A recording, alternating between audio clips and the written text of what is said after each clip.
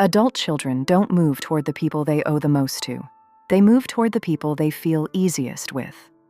Read that again, because it explains something most parents spend years confused by. You provided, you sacrificed, you showed up, and somehow your adult child is still polite, still distant, still somewhere else. Meanwhile, a parent who did nothing obviously different gets the Tuesday phone call, for no reason, just to talk. It was never about how much you gave. It was about how it felt to be near you. And that feeling came from 6 specific things. Most parents never examine a single one of them until the distance has already set in. By the end of this video, you'll know all 6. And the last one is the one that can still change everything, even now. To understand how this works, look at 2 different kinds of parents. The first kind did everything right, provided, sacrificed, showed up at every school event, held the family together through hard years. And somewhere in their 50s or 60s, they look up and realize their adult child calls once a month, out of duty, and gets off the phone fast. The second kind did nothing obviously different. Same generation, same values, same effort, and their adult child calls on a Tuesday for no reason at all. Same love, same sacrifice, completely different outcome. Here is the story most parents tell themselves about that gap. If my adult child is distant, something external happened. A partner who pulled them away, a therapist who gave them ideas, a generation that values independence over family. That story protects parents from a harder truth. Carl Pillemer at Cornell University conducted the first national survey on family estrangement in the United States. He found that the majority of adult children who distance themselves from a parent do not point to a single event. They point to a cumulative experience, how it felt to be in that relationship, year after year. And Pillemer found one belief that quietly costs parents the relationship. Many believe that by providing a decent childhood, their adult children will stay close, no matter how the relationship feels afterward. They won't. Adult children today don't stay close out of obligation. They stay close, or they don't, based on whether the relationship feels safe, easy, and worth choosing. Not whether they owe you, whether they want to be there. And those are 2 completely different equations. The first thing that separates these 2 kinds of parents is something John Bowlby identified decades ago. And it has nothing to do with how much you loved your child. It's whether they felt emotionally safe with you. Bowlby, the psychiatrist who developed attachment theory, found that what shapes a child's entire relationship blueprint is not whether the parent was present, not whether food was on the table, not whether the family stayed intact. It was whether the child felt emotionally safe, consistently, predictably, in ordinary moments. When a parent was warm and emotionally responsive, the child built a secure attachment. They grew up with an internal model that said, relationships are safe. I can bring my real self here. The people who love me can handle the truth of who I am. When a parent was physically present but emotionally unavailable, dismissive of feelings, focused on fixing instead of listening, more comfortable with achievement than with vulnerability, the child built a different model. One that said, keep parts of yourself hidden. Manage the other person's reaction before you speak. Love comes with conditions you can't always see. That model doesn't switch off at 18. It runs underneath every conversation the adult child has with that parent for the rest of their life. The parents who keep their adult children close are not always the ones who did the most. They are the ones whose children grew up with an internal model that said, that relationship is safe to come back to. What I want to come back to at the end, stay with me until we get there, is what happens when a parent understands this late. Because understanding it late is not the same as it being too late. The second thing is so quiet, most parents never notice they're doing it. The parents who lose their adult children, not through cruelty, but through slow distance, often spent years relating to their child as a role instead of a person. The role of the good student, the responsible one, the one who didn't cause problems, the one who would take care of them in old age, the one who validated their parenting by turning out fine. The child inside that role learned something early, that what was wanted from them was a performance, that the version of themselves that fit the role was welcomed, and the version that didn't was a problem to be managed. Research on what adult children say about the parents they stayed close to reveals something specific. The parents they kept were the ones who seemed genuinely curious about who their child was becoming, not just whether they were doing well by external measures. Not, "Are you happy?" meaning, "Are you succeeding?" But, "Who are you right now?" meaning, "I actually want to know." Parents who ask the first question are checking on the role. Parents who ask the second are checking on the person. And the adult child can feel the difference in their body the moment the question lands. The third thing is one of the most researched predictors of secure attachment, and most parents have never heard of it. It's called rupture and repair. Attachment researcher Edward Tronick found that even the best parents are emotionally attuned to their children only about 30% of the time. 30%. Which means ruptures.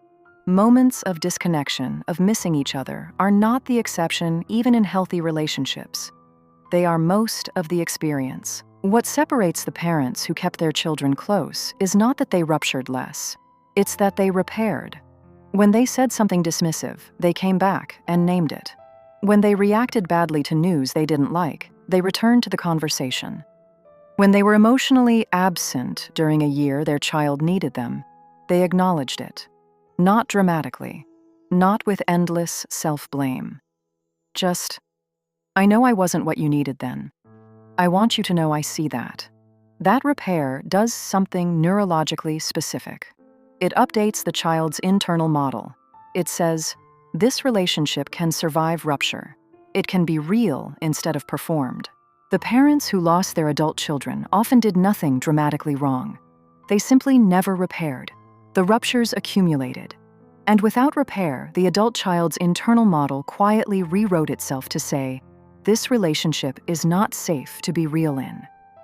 If you're thinking right now about a specific moment that never got repaired, that's not guilt. That's information.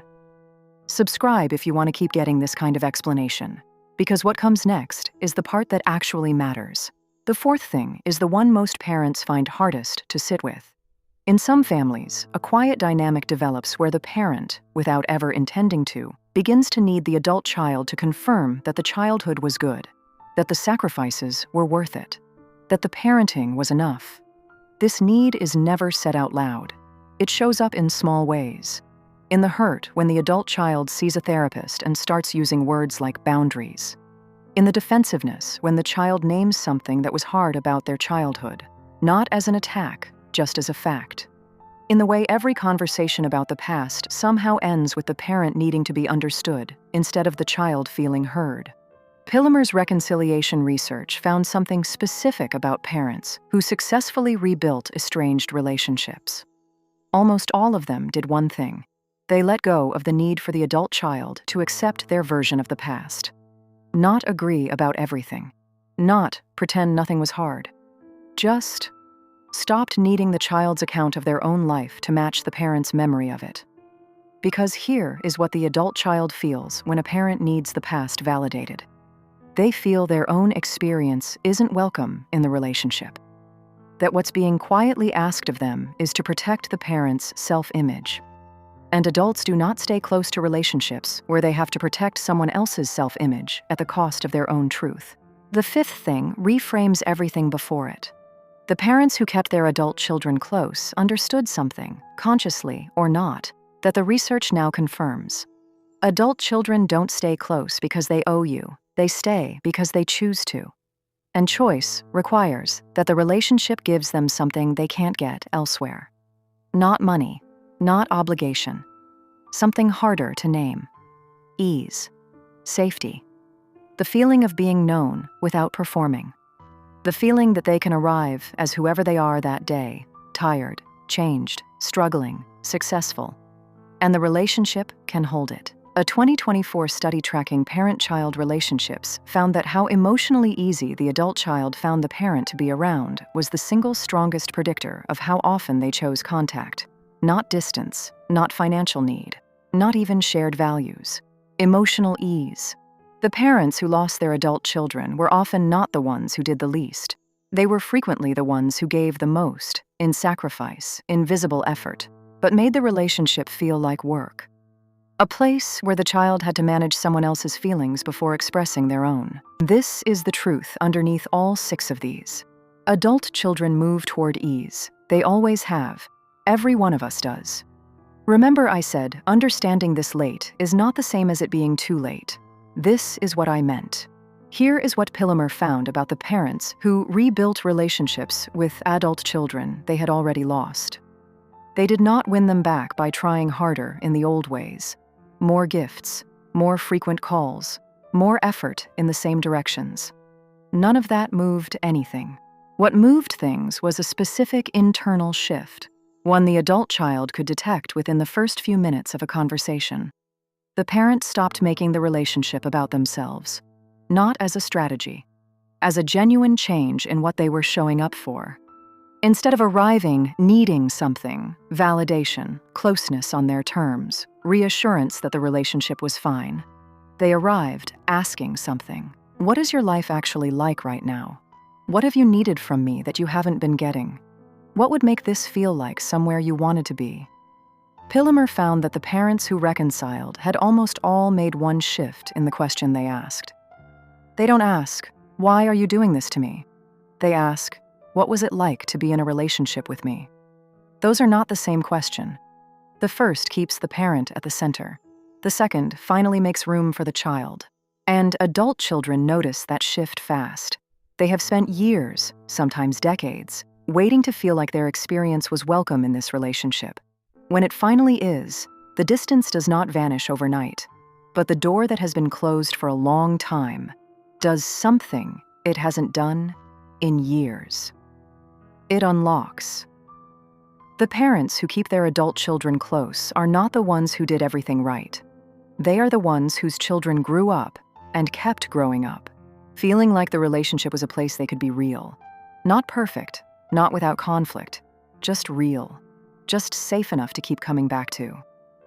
If the distance with your adult child has already started, the calls shorter, the visits fewer, this is not a verdict. It is information, and information, unlike blame, can be acted on. The shift is not in what you give them, it is in what you stop needing from them. Stop needing them to confirm the past was fine. Stop needing them to show up the way that works for you. Stop needing the relationship to prove that you did it right. Because here is the truth underneath all 6.